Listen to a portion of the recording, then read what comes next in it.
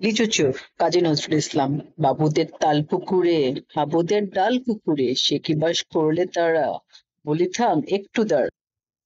পুকুরের ওই কাছে না, লিচুর এক গাছ আছে না, কোথানা আসতে গিয়ে একবার কাস্তে নিয়ে কাছে গো যেয়ে চড়েছি, ছোট এক ডাল ধরেছি। ও বাবা মরাদ করে পড়েছি সরাত জোরে, ওর বিপর মালির ঘাড়েই, সে ছিল গাছের আড়ে।